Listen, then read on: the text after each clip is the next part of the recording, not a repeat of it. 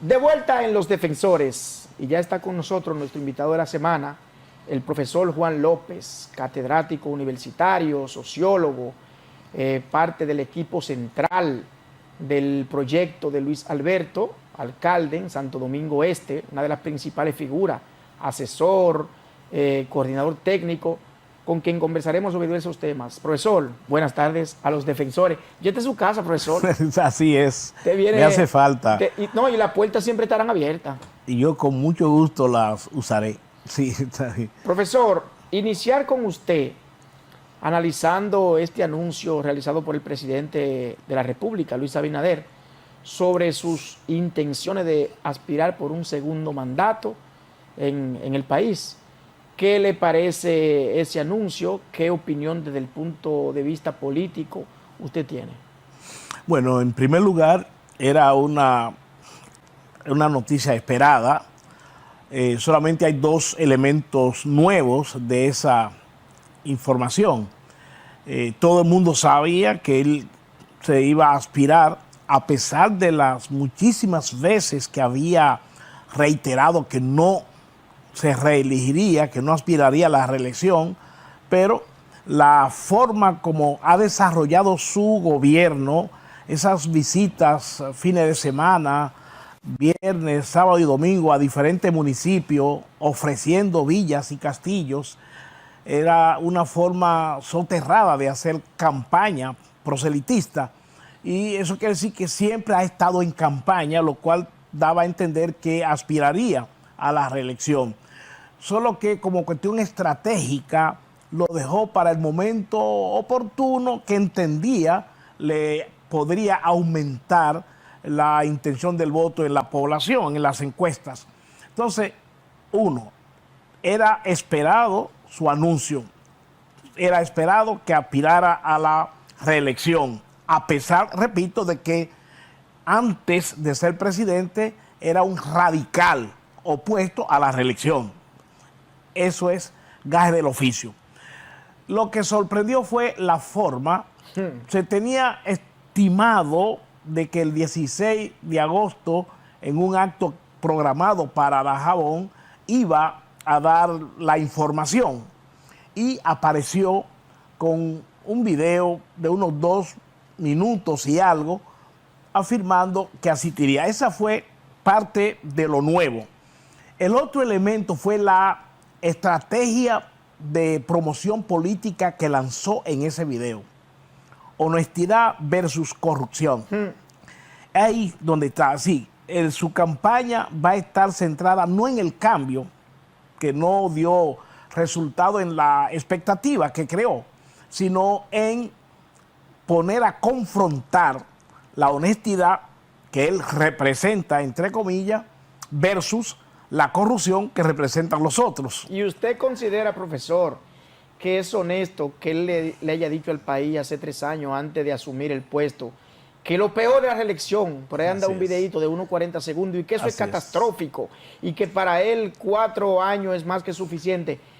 ¿Usted considera, analizándolo desde su perspectiva, que es honesto decirle una cosa al país y 3 años después cambiar un discurso? ¿O usted cree que el hombre es él y su circunstancia? Lo honesto hubiera sido que previo a admitir su aspiración reeleccionista, que hubiera hecho una autocrítica y planteara públicamente que había cambiado de opinión, porque una cosa es con guitarra y otra es con violín. Uno es arriba y otra es cuando se está abajo. Exactamente. Entonces le faltó eso, y por eso hay un sector de la población que escuchó con ojeriza, con desconfianza, la forma como planteó sus aspiraciones a la reelección. Me llamó mucho Pero la atención. Que yo insisto, que creo que hay una intención subyacente en la consigna que lanzó. Honestidad, que él se dice representar, él y su gobierno, versus los otros, la corrupción. Eso quiere decir que habrá incremento en la persecución de exfuncionarios del gobierno pasado para poder justificar en su campaña esa consigna de honestidad versus corrupción.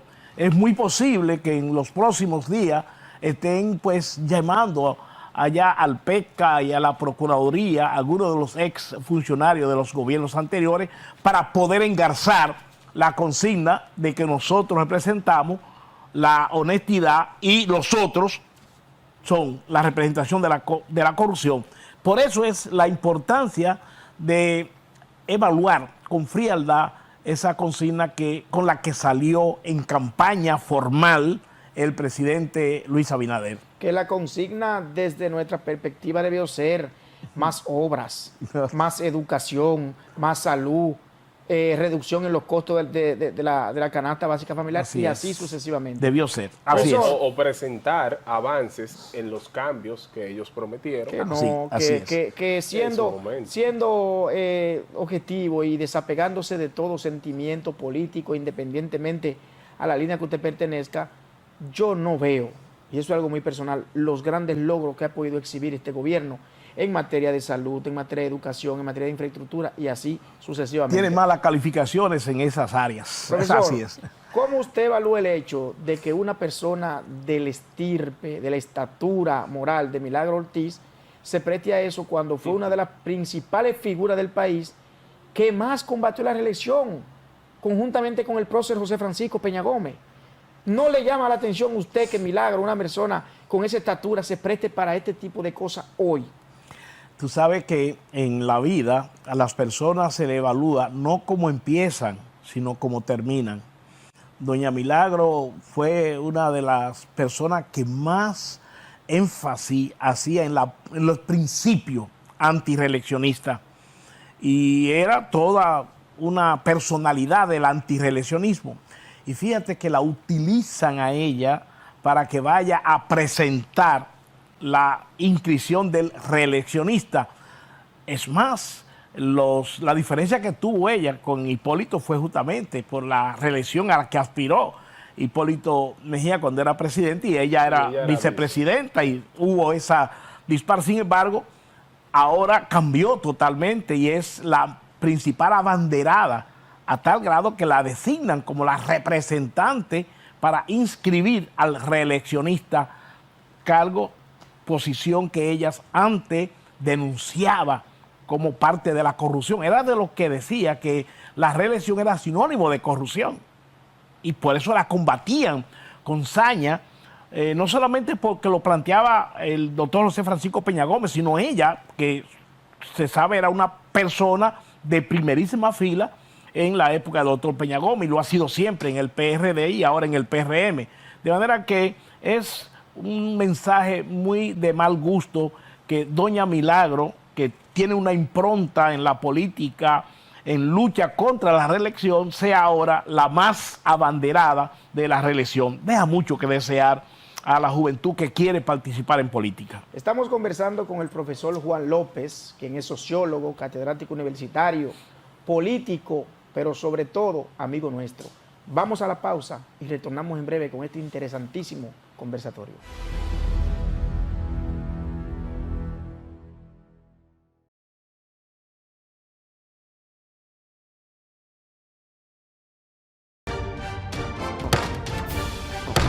La Cámara de Diputados realizó un extenso trabajo con reuniones de 16 comisiones que estudiaron diferentes iniciativas, dando como resultado la aprobación de leyes de gran importancia para el desarrollo del país. Los diputados convirtieron en ley el proyecto de la Cámara de Cuentas, que tiene por objeto establecer las atribuciones y competencias de ese órgano de control. El Pleno también aprobó en segunda lectura el proyecto de ley que crea un régimen de incentivos fiscales a la aviación civil comercial nacional. Igualmente, refrendó en segunda lectura el proyecto que instaura un tratamiento especial transitorio de fiscalización, gestión y recuperación de deuda tributaria. Y tras el conocimiento de todas estas iniciativas, la Cámara de Diputados concluyó el pasado miércoles la legislatura ordinaria y de inmediato Alfredo Pacheco dio a conocer la convocatoria hecha por el Poder Ejecutivo para dar apertura a una extensión extraordinaria de la labor legislativa que finalizará el 15 de agosto de 2023. Cámara de Diputados de la República Dominicana. Más de 2 años de arduo trabajo demuestran la voluntad de una gestión dispuesta a solucionar las necesidades de la gente. El saneamiento de más de 40 kilómetros de cañadas, junto a la construcción de Cristo Park, que impactan a más de 1.200.000 habitantes. Llevar agua a decenas de barrios con más de 20 años sin este servicio, además de la corrección permanente de averías para mejorar la distribución. Son algunas de las obras que dan constancia del cambio con rostro humano. Con hechos, no con palabras. Seguiremos construyendo una gestión histórica. Corporación de Acueducto y Alcantarillado de Santo Domingo, CAS.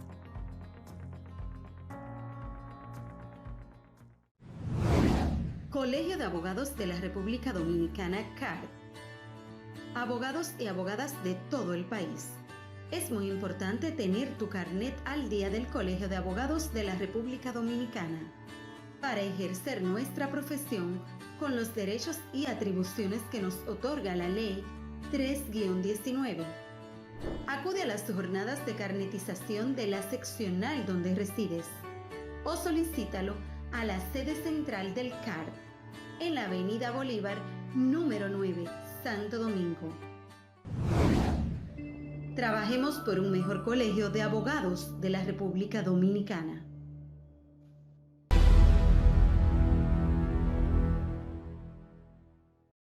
De vuelta en Los Defensores. Profesor, hablemos un poquito sobre el municipio de Santo Domingo Este. Usted es uno de los principales armadores del proyecto de Luis Alberto, alcalde. Háblenos de cómo anda el proyecto, cómo van las expectativas, cuáles son los próximos pasos, qué se ha estado haciendo y cuáles son los próximos pasos a seguir. Bueno, en primer lugar, el compañero Luis Alberto Tejeda avanza en forma significativa, tanto en la intención del voto como en la unidad y fortaleza del Partido de la Liberación Dominicana en el municipio de Santo Domingo Este. Santo Domingo Este, sin ningún tipo de margen, tiene una unidad monolítica como nunca antes la tenía. Todos los dirigentes, los militantes alrededor de Luis Alberto se mueven propugnando por que sea el próximo alcalde de Santo Domingo Este, por un lado. Por otro lado, el conjunto de actividades proselitistas que estamos realizando son sumamente exitosas. Visitas a los barrios, asambleas, cena con empresarios, encuentro con la formación de diferentes núcleos del sector externo, la participación de los dirigentes del partido, regidores, diputados, precandidatos a regidores, precandidatos a diputados, los precandidatos a la senadora, todos se mueven alrededor de la candidatura de Luis Alberto.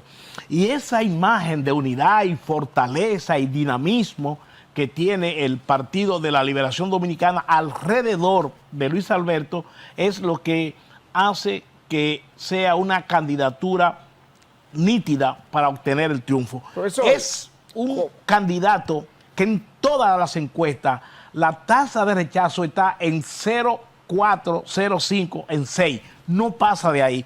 Es una persona que la llamamos el caballero de la política. ¿Pero en cuál encuesta? ¿En encuestas en todas publicadas? Oye, un eslogan para una novela. ¿Cuál es el eslogan, profesor? El caballero de la política. Es un hombre que no ofende, que no maltrata, que explica, que se lleva. El caballero de la política. Pero esas encuestas de las que usted está hablando, ¿son encuestas que se realizan por redes sociales? No. ¿O encuestas reales de trabajo que usted tiene y que usted ha tenido en sus manos? En primer lugar, que usen la inmodestia, el que dirige todo lo que tiene que ver con la parte técnico de la campaña de Luis Alberto somos nosotros y quien maneja las encuestas. Hemos hecho 3 diferentes encuestas en 3 momentos diferentes para trabajo, no para publicarla.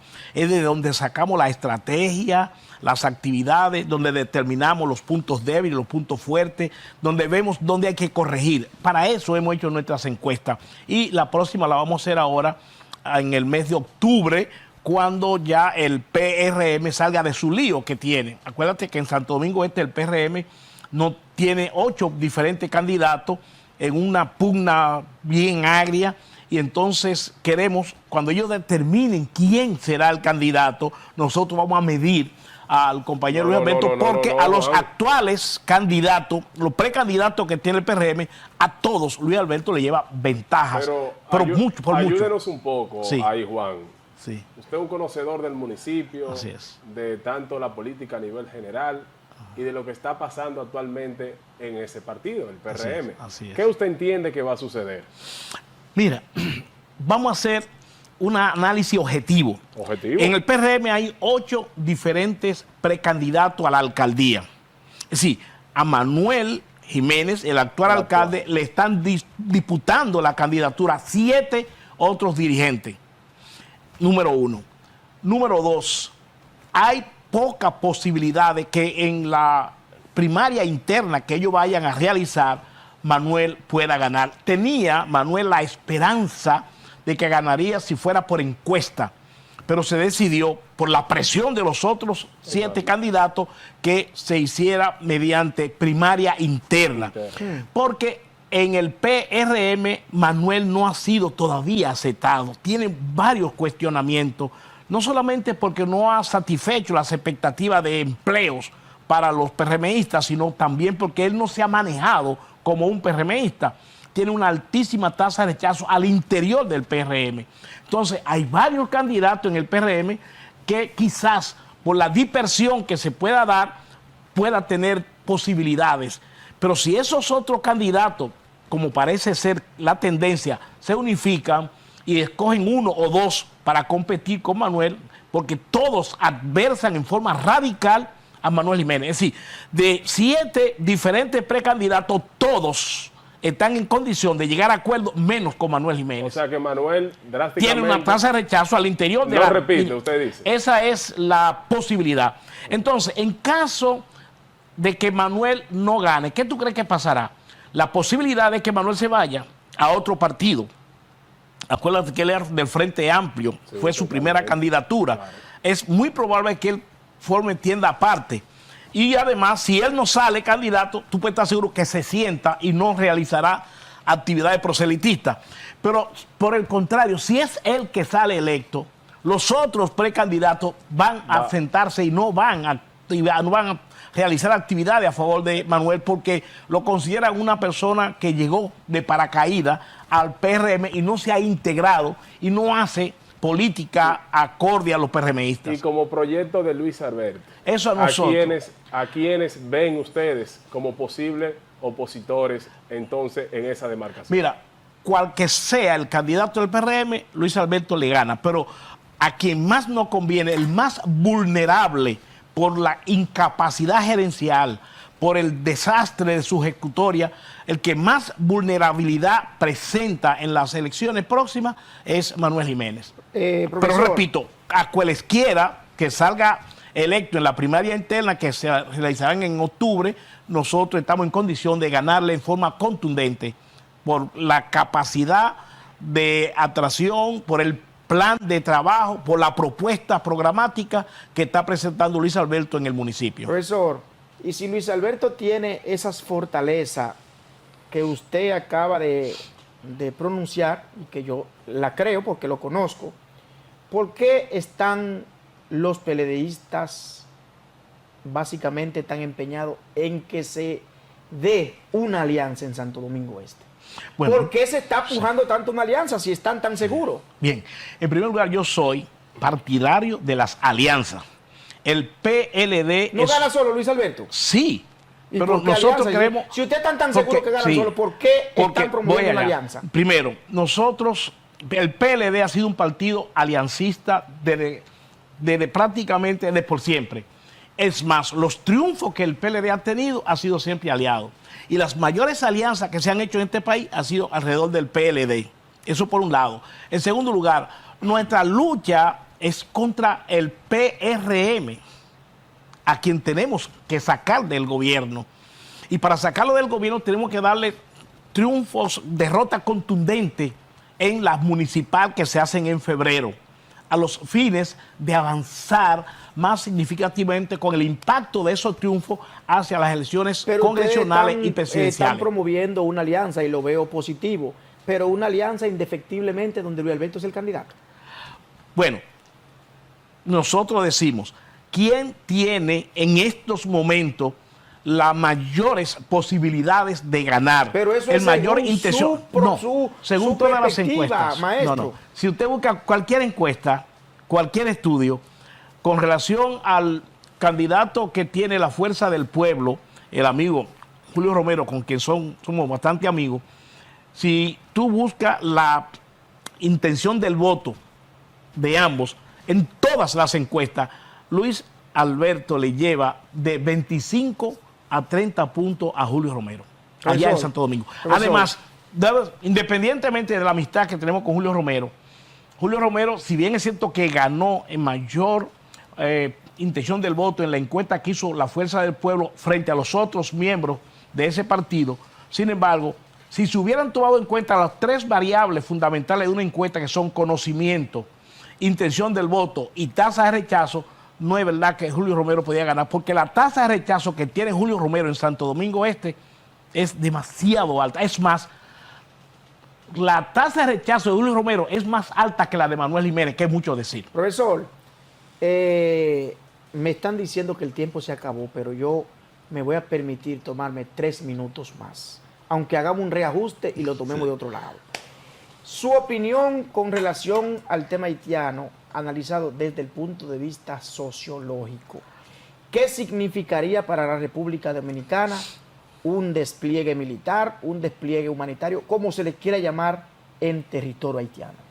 Al principio, primero yo escribo todos los domingos artículos para unos 10 medios de comunicación. Solo tenemos 3 minutos. Al principio, esta yo parte era de lo que abanderado de que por autodeterminación de los pueblos, por el libre albedrío, nos oponíamos a una ocupación militar en Haití, porque esa ocupación militar podía repercutir negativamente en República Dominicana. Pero el desastre que se vive en Haití, la crisis humanitaria, la crisis política, la crisis institucional, la forma como las bandas están controlando el territorio, dicen que ellos de por sí no tienen posibilidades de llegar a un acuerdo, porque las élites económicas, las élites políticas tienen demasiada diferencia entre sí, no hay forma de ponerse de acuerdo para nada. Entonces hay necesariamente que una fuerza liderada por la ONU intervenga en Haití para poder pacificar ese país y crear condiciones para que en unos 2 años se realicen elecciones democráticas, equitativas, que se elija un nuevo gobierno. En Haití no hay gobierno. Es un estado totalmente fallido, tocó fondo. No hay forma de que por sí mismo ellos puedan solucionar el problema.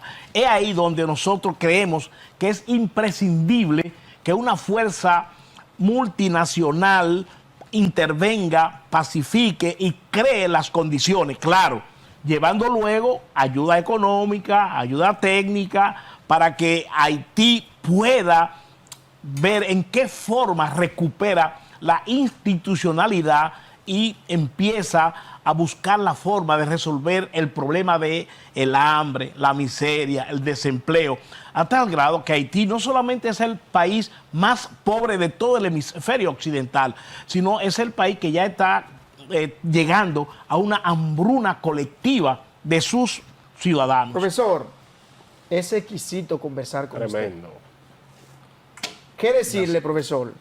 Esta es su casa, las puertas están abiertas y nada, a medida que los procesos vayan avanzando en Santo Domingo Este, nos gustaría que usted nos siga retroalimentando y venga a este programa. Con mucho gusto volveré porque me siento como en mi casa. De veras que sí. Gracias, profesor Gracias Juan a López, ustedes. Bien. Okay. por estar con nosotros en Los Defensores, y a ustedes no se muevan de sus asientos y sigan con el desarrollo y el contenido del programa.